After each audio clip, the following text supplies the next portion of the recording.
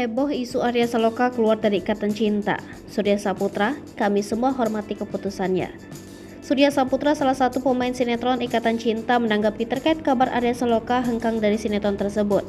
Pasalnya, Arya Saloka belum lama ini dikabarkan hengkang dari sinetron yang melambungkan namanya Ikatan Cinta. Namun hingga kini belum diketahui alasan pemeran Aldebaran keluar dari Ikatan Cinta. Pemeran Papa Surya nampaknya enggan berkomentar saat diminta tanggapannya mengenai isu Arya Saloka hengkang. Kendati demikian, Surya Saputra mengatakan bahwa dirinya mendukung apapun keputusan Arya Saloka yang terbaik untuknya. Surya melanjutkan bahwa dari pihak sinetron Ikatan Cinta menghargai dengan keputusan Arya Saloka. Di akhir ucapan, pemeran Papa Surya mengatakan bahwa pihak sinetron Ikatan Cinta sampai kapanpun tetap sayang suami Putri N.